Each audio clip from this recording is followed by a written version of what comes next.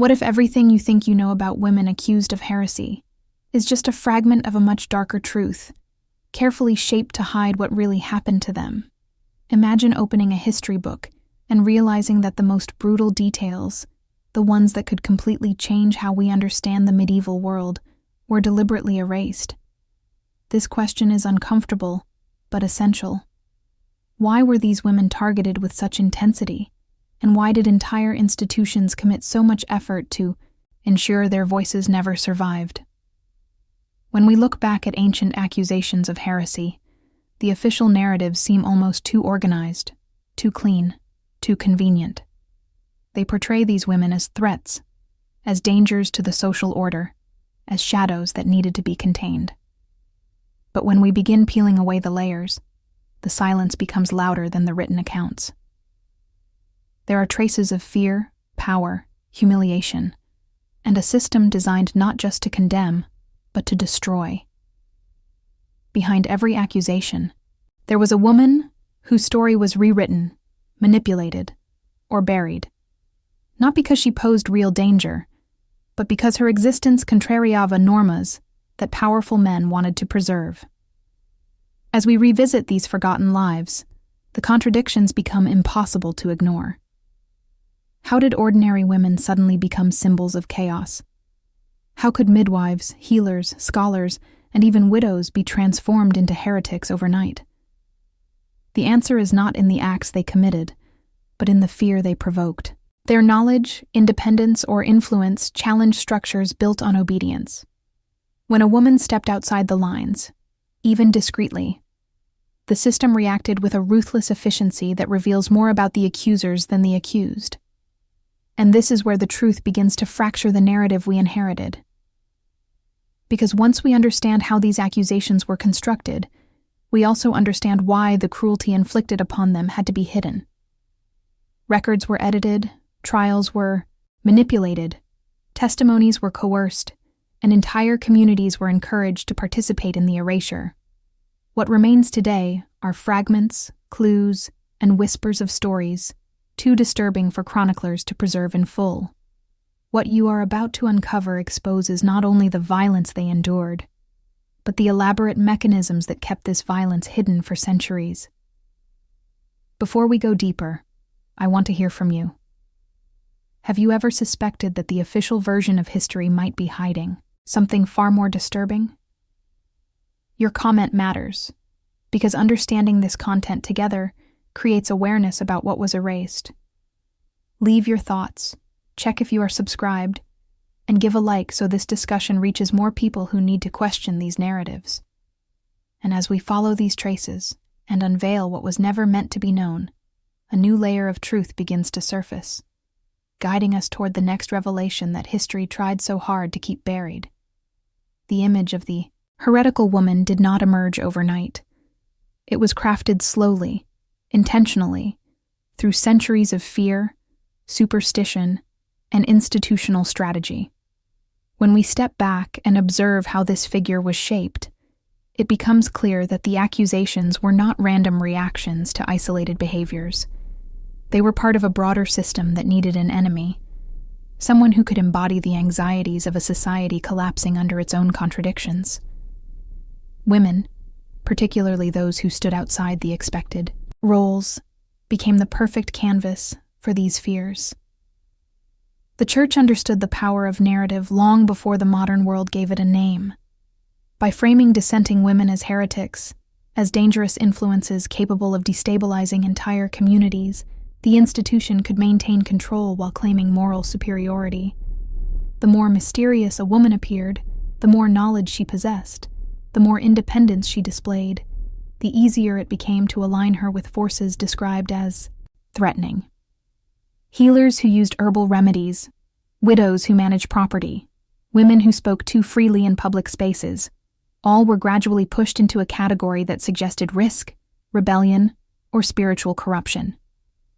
Throughout medieval sermons, manuscripts, and religious teachings, the idea of the woman who deviated from obedience evolved into something almost mythical. She became a symbol, a warning, a vessel through which fear could be communicated. The process was subtle enough to seem organic, yet deliberate enough to reshape collective imagination. It was no longer necessary to prove a woman guilty. The culture was already prepared to believe that guilt was inherent. Once that belief took root, her silence or defense mattered little, because the accusation itself served as the evidence.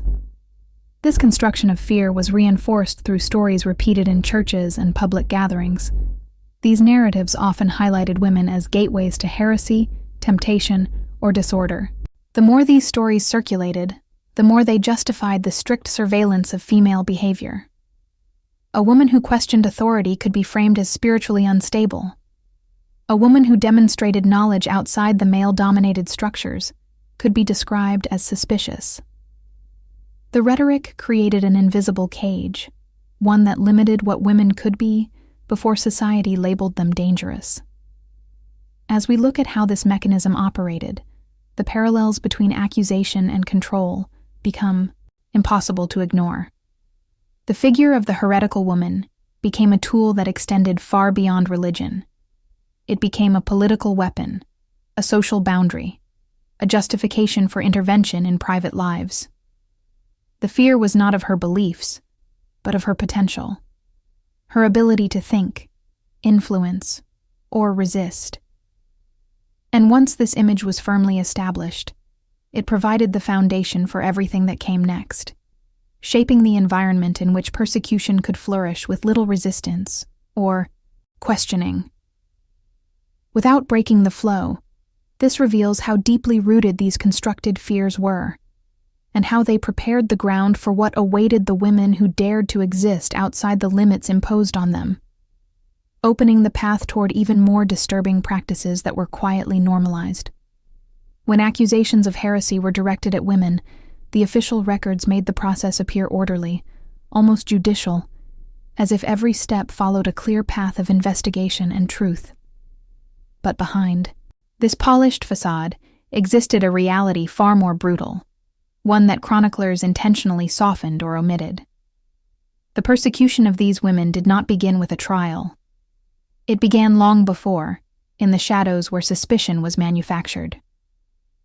The moment a woman attracted the wrong attention, a quiet machinery of intimidation moved into place, and her fate often unfolded without a single written line to defend her.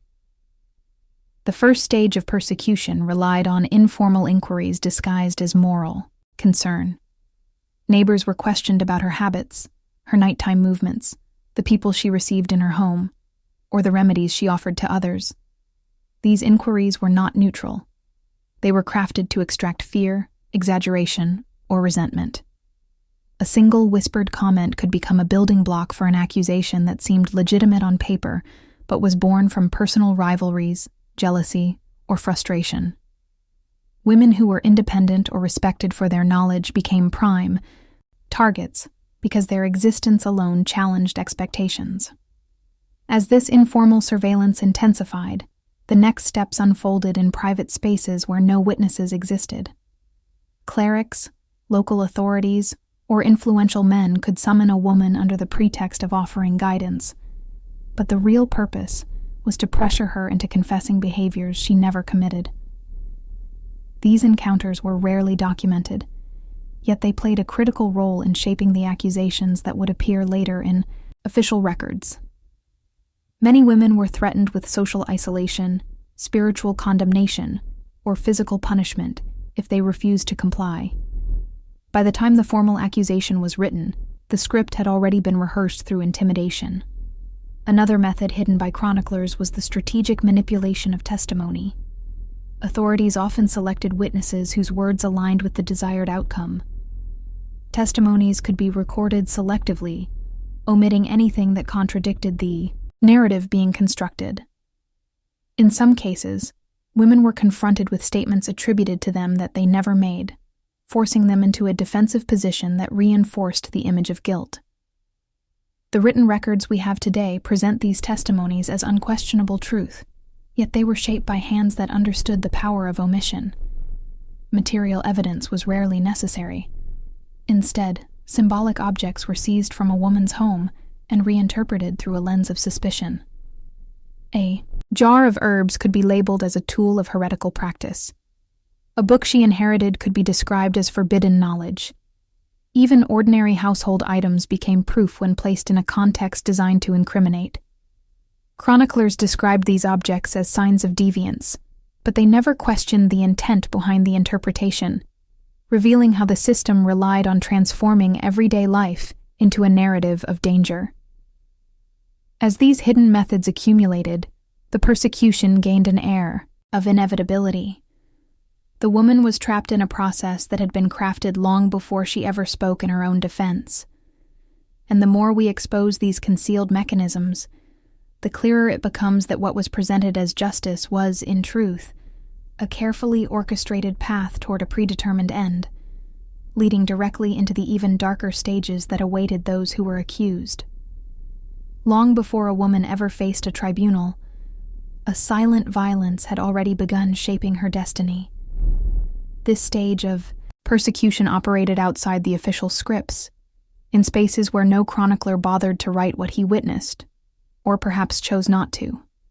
It was a violence that disguised itself as discipline, correction, or spiritual cleansing. But in truth, it served to break the woman, before she even had a chance to speak.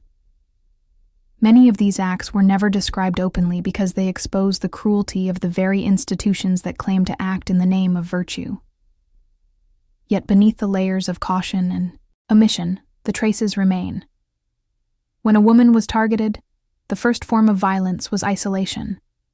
She could be removed from her community in subtle ways that left no visible marks, but altered every part of her daily life. Friends distanced themselves, neighbors avoided her, and relatives were quietly encouraged to treat her with suspicion. This emotional dismantling was intentional. The goal was to weaken her social standing so profoundly that by the time the formal accusation appeared, she had already lost the support that could have defended her. Isolation itself acted as a verdict long before any judgment was written. As suspicion grew, the second layer of violence emerged: public humiliation, disguised as moral correction. Some women were summoned for interrogations conducted not in private chambers, but in communal settings, where their posture, tone, and expressions were evaluated by people instructed to detect signs of rebellion or deceit. These sessions were not meant to find truth. They were meant to create fear. A woman confronted by authority in public lost control of her own narrative. Even silence could be interpreted as defiance, while tears were seen as proof of guilt. Chroniclers rarely mentioned these scenes because they revealed too clearly how accusation relied on humiliation rather than evidence. Physical coercion also entered this stage in ways that were deliberately concealed. Before any official tortures took place, authorities often used lesser forms of force to intimidate the accused. They could restrain her, confine her without record, or keep her awake through prolonged questioning that left her exhausted and confused. These methods were effective precisely because they left no visible scars and no formal trace. By the time she arrived at the tribunal, her body and mind had already endured the weight of this invisible struggle, shaping her responses and making her appear inconsistent or unstable. Another form of violence emerged through manipulation of her daily environment. Food could be withheld, visits denied, letters intercepted, and possessions confiscated under the pretext of safeguarding her soul. These intrusions blurred the line between moral discipline and deliberate degradation. They ensured that the woman felt powerless in every aspect of her life. Chroniclers preferred to present the accused as fragile, nervous, or irrational during trials, ignoring the systematic dismantling that produced such behavior long before the proceedings began. All these hidden mechanisms served a single purpose: to erode resilience. The woman who finally stood before a tribunal was already broken by a process that the official records refused to acknowledge. And as this pattern becomes more visible, it exposes how the darkest parts of persecution happen not under the courtroom's gaze, but in the spaces where silence protected the perpetrators. Before we move deeper, tell me your thoughts. Does any part of this erased violence resonate with what you imagine truly happened? Leave a comment sharing what struck you most, because your perspective helps uncover what history tried to hide, and it strengthens this journey as we continue unfolding what awaited these women beyond the shadows already revealed. Behind every accusation of heresy against a woman, there was always a network of political motivations that shaped the narrative long before any spiritual argument entered the conversation. Medieval society was built on structures of power that feared instability, and a woman who stepped outside prescribed boundaries could unintentionally threaten alliances, inheritance lines, economic privileges, or local hierarchies. It was far easier for influential men to frame her as spiritually dangerous than to admit that the true conflict was rooted in politics, ambition, or the desire to silence a voice that disrupted established order. Once we understand this dynamic, the accusations become less about faith and more about control. In many regions, property played a central role in these hidden motivations. Widows who inherited land or wealth became targets not because of religious suspicion, but because their independence disrupted the flow of local power. A woman who could manage assets, negotiate agreements, or influence economic decisions was perceived as unpredictable. Accusing her of heresy provided a convenient path to confiscate her goods or transfer them to male relatives, the church, or local authorities.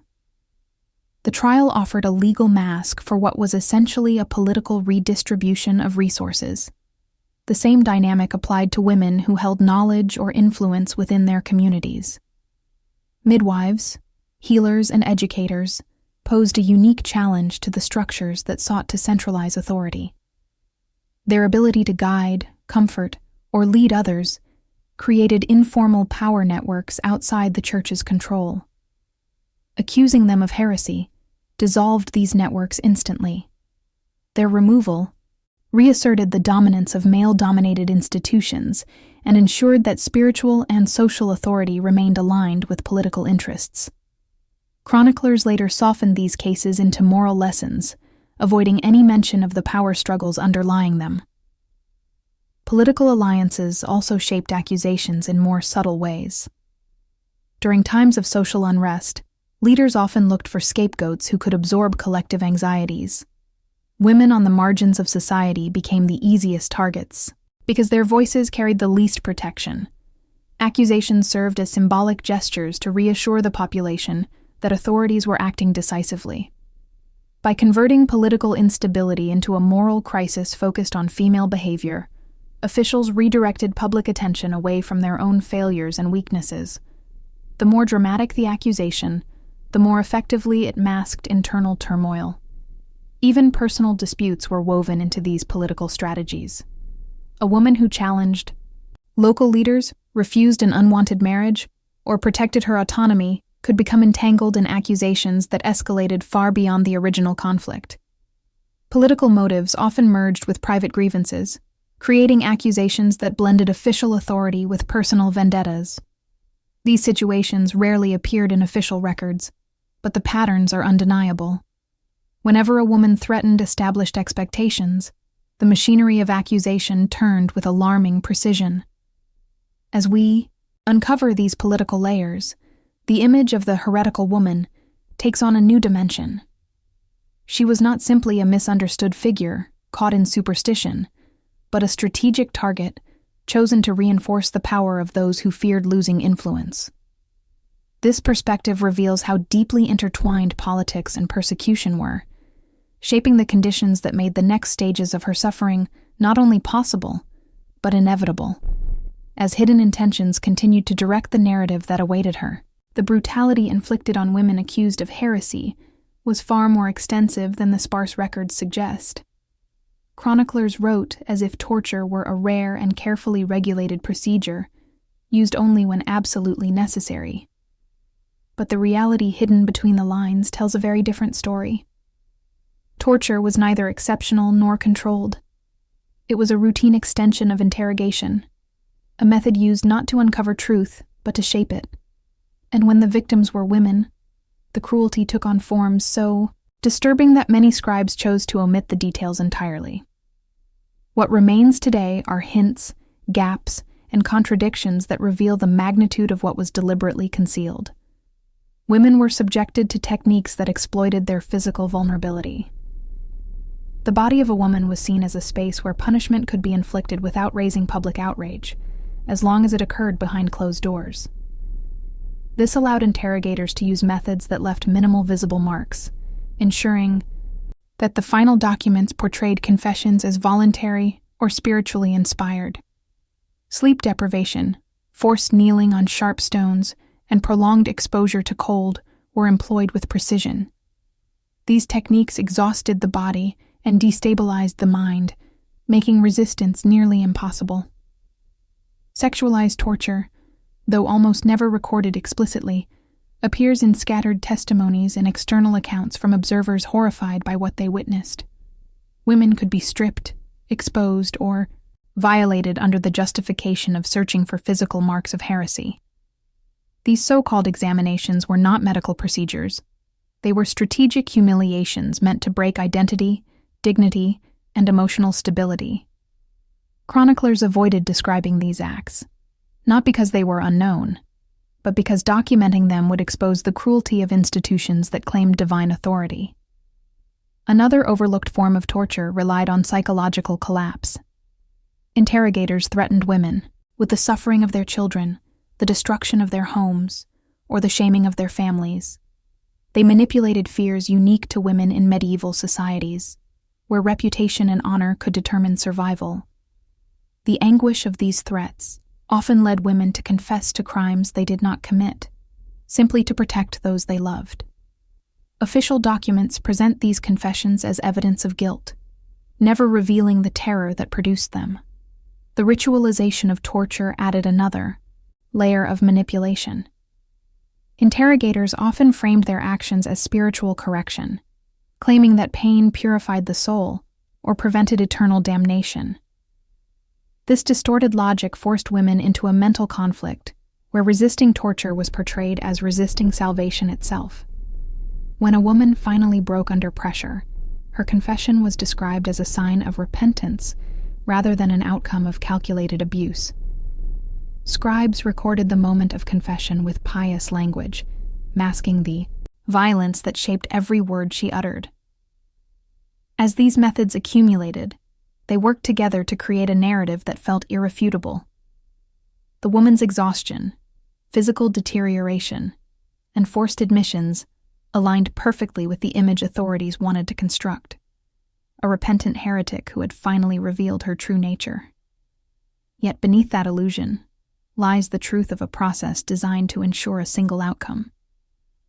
The violence itself became invisible, because the system depended on its invisibility to function.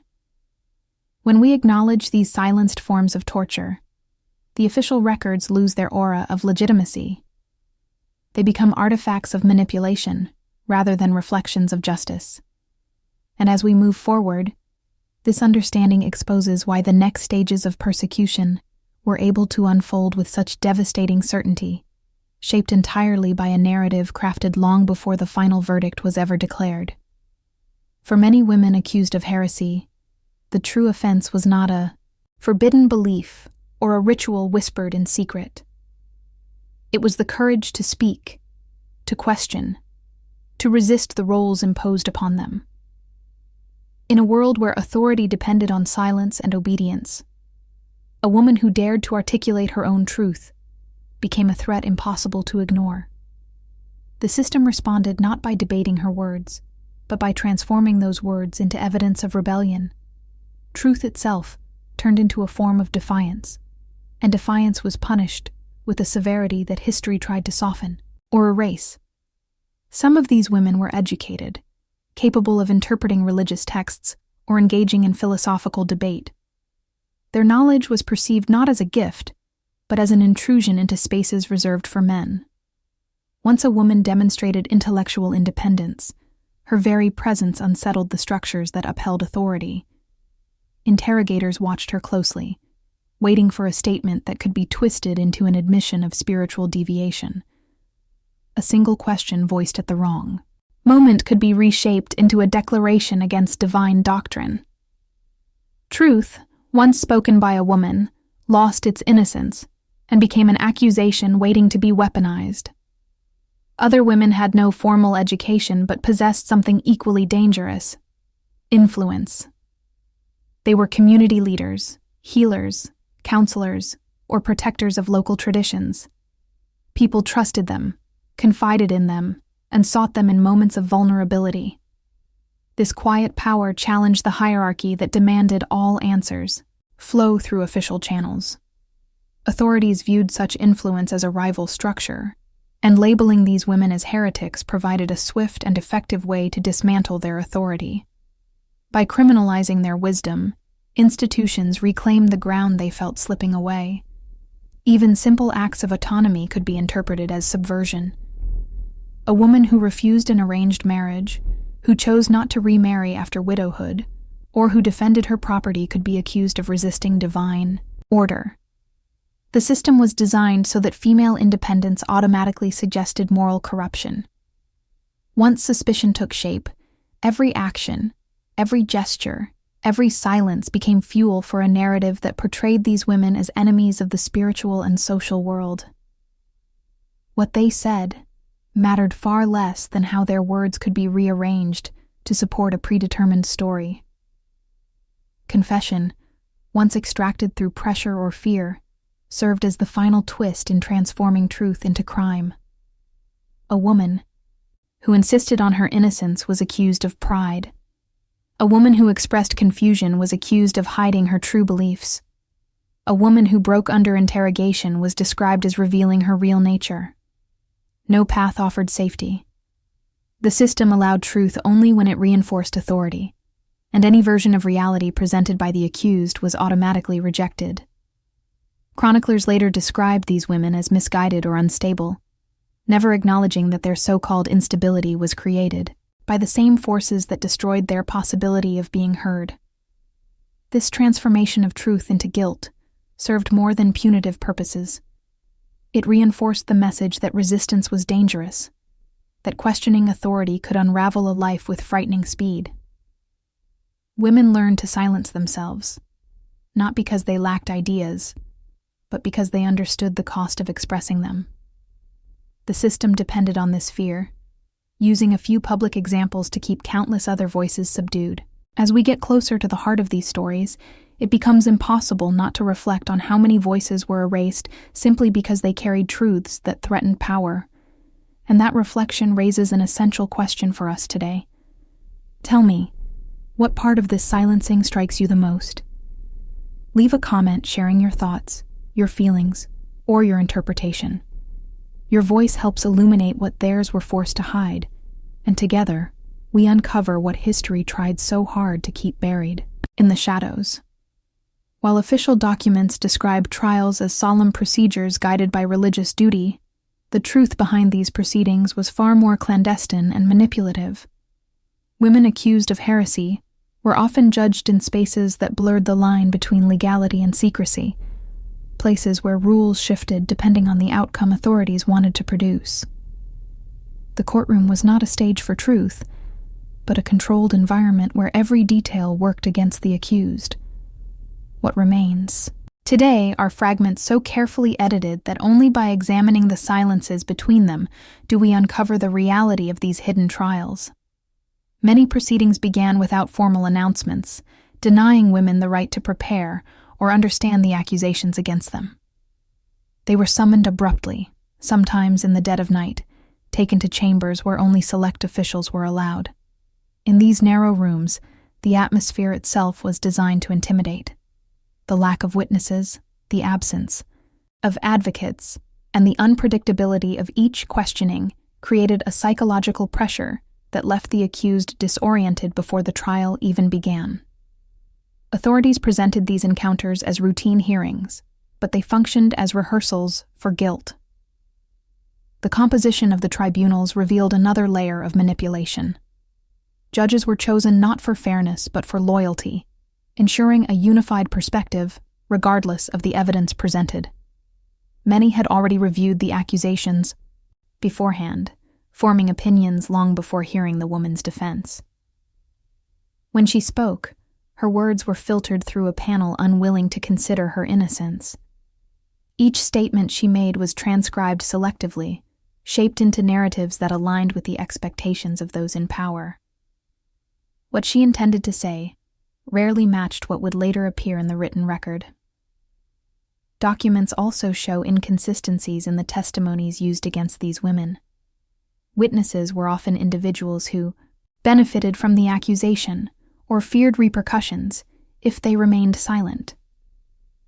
Their statements were accepted without scrutiny, while any defense from the accused was met with suspicion. This imbalance created a scenario where truth became irrelevant, and the trial was little more than a performance crafted to give the illusion of justice. The outcome had been decided long before the first question was asked. Even the physical space contributed to this manipulation. Trials were held in rooms where lighting, temperature, and proximity were controlled to heighten discomfort. Some women stood for hours, trembling from exhaustion or cold, while judges interpreted their shaking as signs of guilt. Averted eyes were described as deceit, trembling hands as spiritual agitation, and hesitation as proof of hidden doctrines. The environment itself became evidence, allowing interrogators to transform physical responses into moral judgments. When confessions emerged, they were celebrated as triumphs of spiritual guidance, yet they often resulted from relentless pressure and the cumulative weight of isolation. A woman who had been deprived of sleep, separated from her family, and threatened with punishment could easily be coerced into speaking words she did not believe.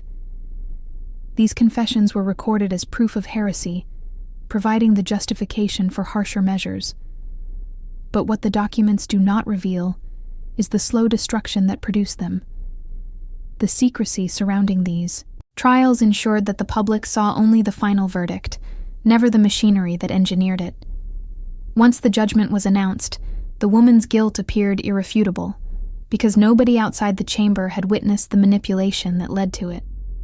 Her voice was lost, replaced by a carefully constructed narrative that erased her perspective entirely.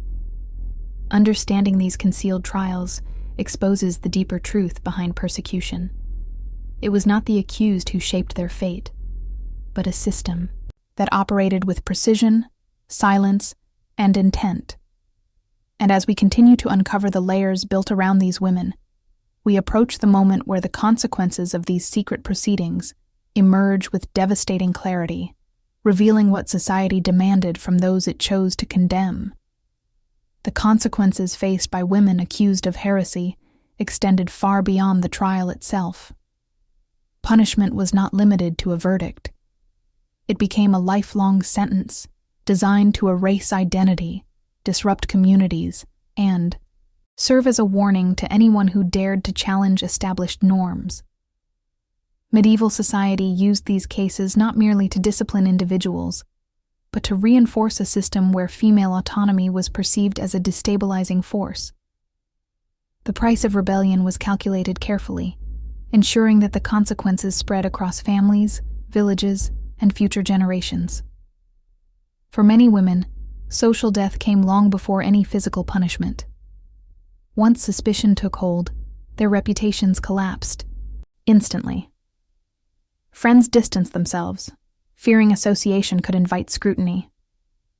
Family members felt pressured to renounce them to protect their own standing.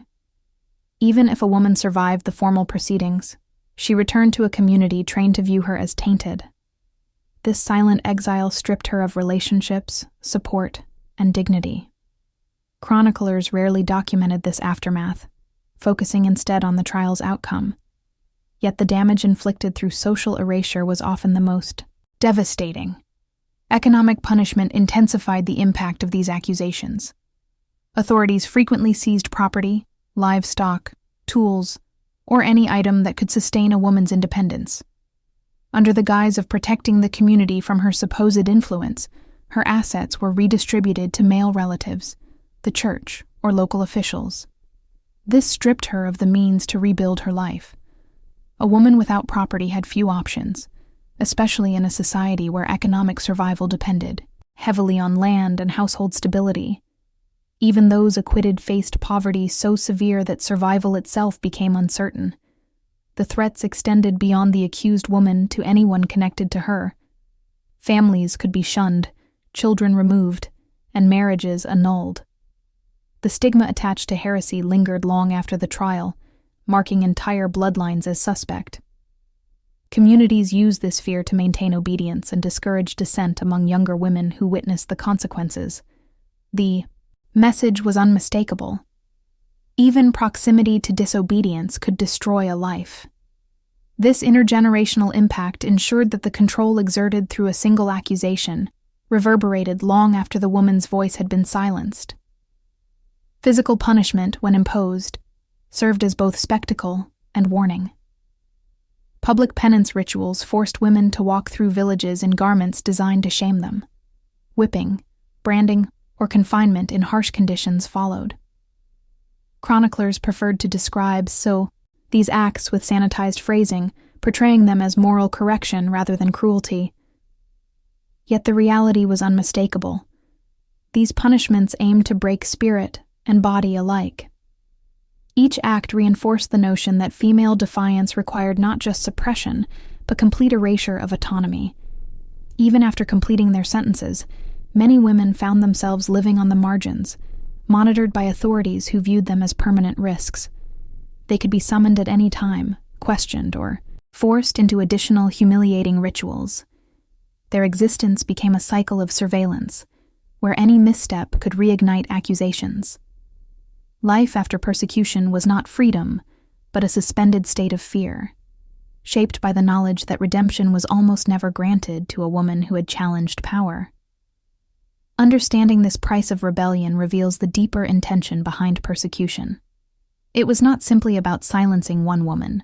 It was about shaping the behavior of all women. Her suffering became a lesson, a warning, a boundary that others were expected to fear. And as we recognize the full weight of what these women endured, we get closer to confronting the final, most disturbing truth hidden beneath centuries of silence, where the darkest consequences of these accusations came into full view.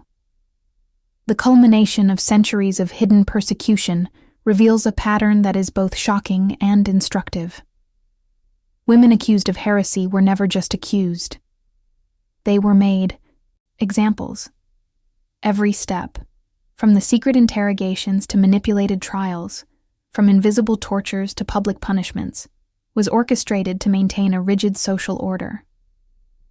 What history often left unspoken was the meticulous precision with which power dismantled lives, leaving no trace beyond the carefully curated official records.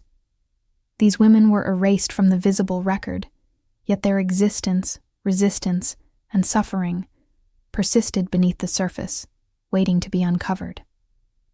By examining these final stages, we uncover how the machinery of suppression worked not only to punish, but to terrorize entire communities. Families learned that association with a single woman could result in lasting repercussions. Communities absorbed lessons of obedience, coercion, and fear that ensured compliance with the prevailing authority.